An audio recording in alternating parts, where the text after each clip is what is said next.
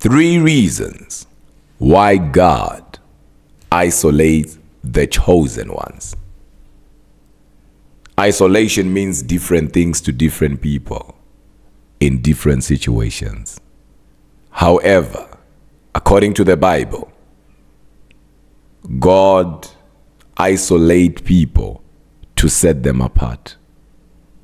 I know that many people have their own understanding towards the mystery or the law of isolation. Let me quickly get the elephant out of the room by saying this to you. Isolation is not loneliness. Loneliness is not isolation. These are 2 different things. You can be surrounded by people. You can have people around you and still feel lonely. Therefore, loneliness is not isolation. Just because you are lonely, it doesn't mean God is isolating you or you have been isolated by God. Some of you are lonely for reasons that God is not part of. So I'm quickly going to break down to you the reasons why God isolates people. But since I brought this thing of isolation is not loneliness, let's quickly talk about isolation a little bit. What is isolation according to the Bible?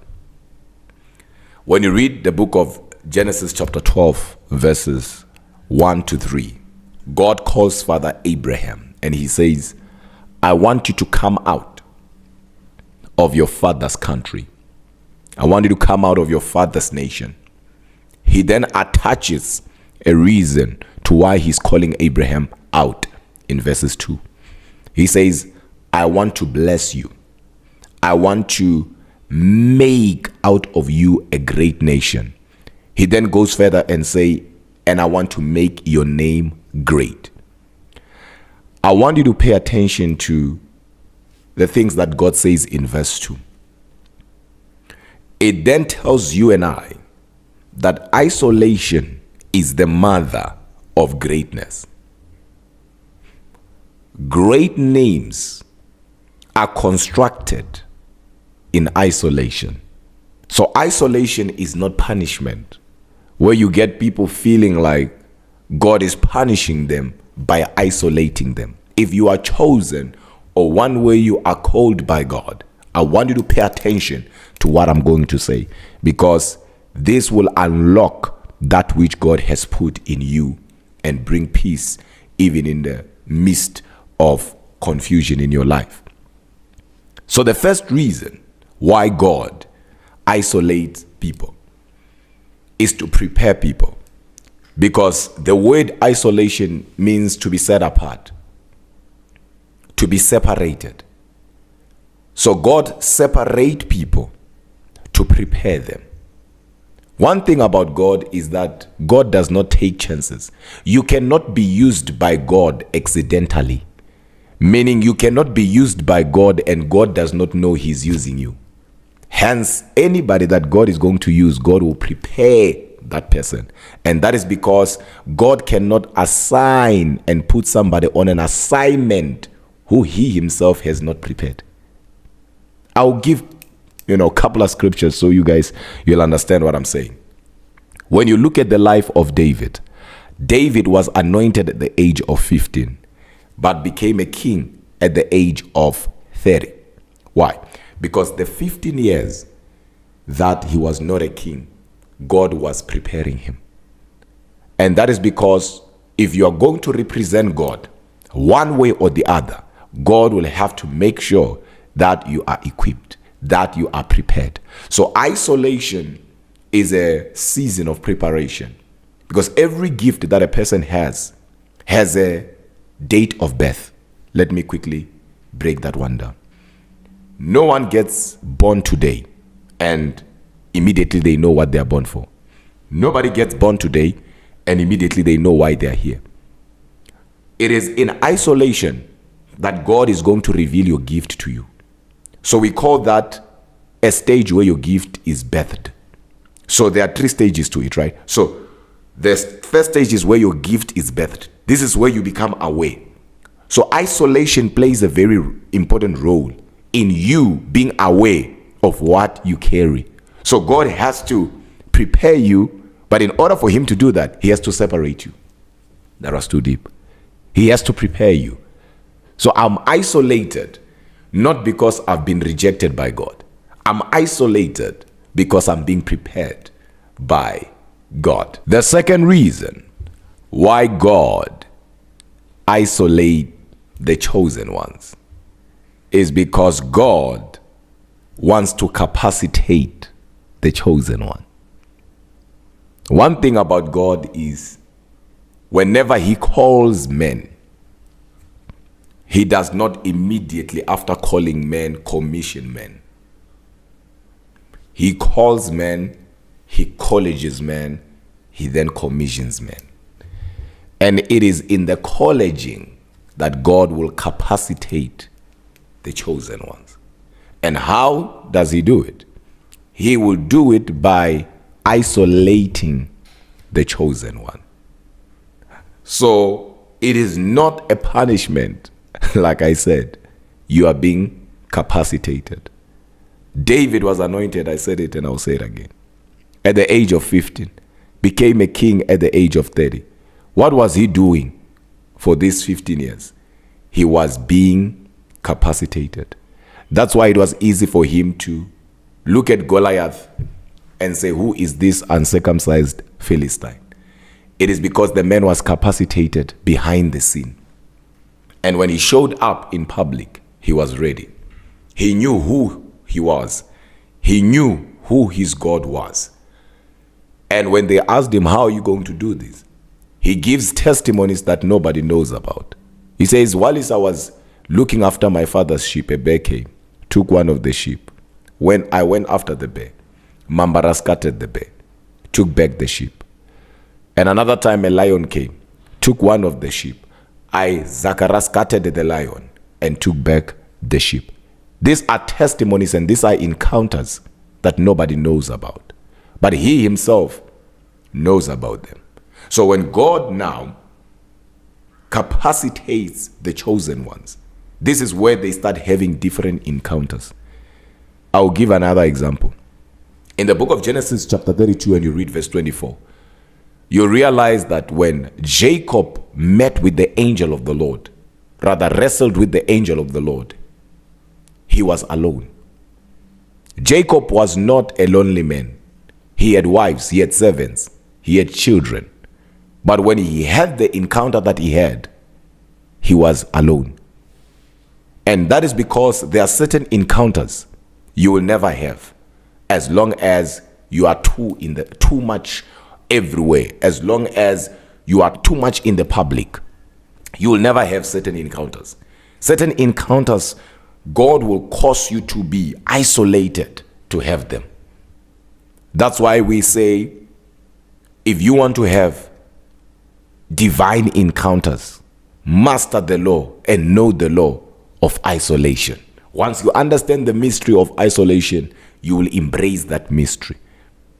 Paul was called by God, and we know what happened to him in Acts 9, where he went blind. But remember, his name was Saul. When he met Jesus on his way to Damascus, his name was Saul. Light hit him.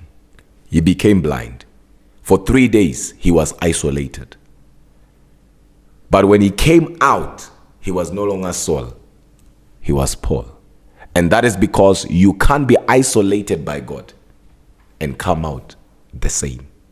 When God takes you through that season, when you come out, you can't come out the same.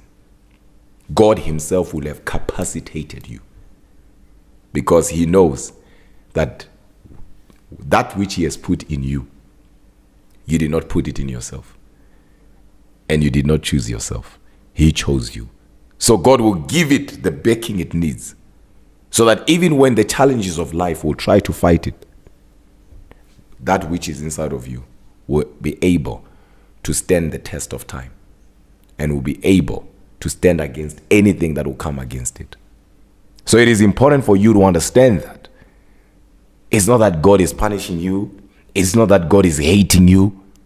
Every great man in the Bible went through isolation. What I'm about to say here quickly, because I'm freestyling, will blow your mind. It is in the season of being capacitated that God changes your appetite. You see, when God isolates men might have went to isolation, or to that season of isolation, to that room of isolation, maybe having certain desires or liking certain things. But trust me, when they come out, you'll be shocked that the places they used to go, they don't go no more. The people they used to hang around with, they don't hang around with no more. And that is because it is in the season of isolation that God works on your appetite. Because whenever God wants to start his work through a man, God will change the appetite of the man. When you read the Bible, you realize that when God delivered the children of Israel out of captivity, they were in the wilderness. And because remember, the children of Israel are called the chosen nation. So they were chosen. So it was not a chosen person, but chosen nation. So God had to isolate the whole nation. And he did that through that season of wilderness. And because they were isolated, guess what happens? The Bible tells us that they even ate angels' food. Why will a man leave the realm of eggs and chicken and enter into the realm of manna, the realm of angels' food? Imagine men saying, I don't want pizza, but I want what Michael eats. I don't want steak and potato. I want what Gabriel eats. And that only happens in isolation. In isolation, you begin to have appetite that you never had before you were isolated. It is in isolation that you are going to have encounters with God. So make sure that you are not the one fighting what God wants to start through you. Because some of you are your own stumbling block. God wants you here, but because of your desires, and some of them, believe it or not, are selfish, you then reject God's call over your life. And it's dangerous because some of you, when you reject God's call over your life, you are not only costing yourself, you are costing even those that will come after you. Because sometimes when God works through you, or when God starts something through you, it's not so much about you, but it's also so much about those that are coming after you. We don't know Father Abraham, but we are called his seed. What would have happened if Abraham rejected when God said, come out? And the third reason, and in this case, the last reason why God isolate the chosen ones is because God wants to elevate them. I'll repeat that. Is because God wants to elevate them. So if you're chosen by God and God isolates you, is because God wants to elevate you. Simple as that. But I want you to understand that isolation is for elevation, but elevation will never happen until you understand the revelation of your isolation. I will say it in a way that everyone will understand. When God isolates you, he wants to elevate you. But you cannot be elevated by God until you fully understand the revelation behind your isolation. And that is because God wants to reveal certain things to you. So the longer it takes you to understand why you are being isolated, the longer you will stay in isolation. But as soon as you get it, you'll be elevated by God, because you can't go into isolation and come out the same. So everybody that goes in there, when they come out with greatness. They come out on another level. We see it from the book of Genesis down to the book of Revelation. There is a time where in the book of Galatians, Paul says something that is very powerful. He says, instead of meeting those who were apostles before him, he went to the desert of Arabia. And of course, some scholars believe he was there for 4 years. Some they believe for 3 years, for 7 years. The truth of the matter is he was there for 14 years. And then he says something in 2 Corinthians chapter 12. He then says, I know of a man, whether in the spirit or in the body, I cannot tell, who was caught up in the third heaven. He saw things and heard things that is not lawful for me to utter. Paul is talking about himself there. But you and I, we know that the 14 years he's talking about, it was the season where he was in the desert of Arabia. But why will Apostle Paul disappear for 14 years? It's because whenever God chooses a person, or when God has chosen a person, he will isolate a person. And when you come out of that isolation, you will come up with different testimonies. And that is because God already has elevated you. But it is important for you to understand that that elevation, it is not just you walking with your shoulders up, trying to show people that you are no longer where you used to be. No. That elevation is basically a manifestation of that which God has put in you. It is a revealing. It is God exposing that which he has put in you that no man knew about. That you yourself, you did not know about it until you were isolated. Because there are 3 stages to a gift that God puts inside a man. There is a stage that we call gifts being birthed. Here, this is where you are aware of your gift, right? And that is where God now prepares you. Then there is a second stage where your gift is nurtured. And this is where God capacitates you. And there is the last stage where your gift is exposed or manifested, and that is where God elevates you.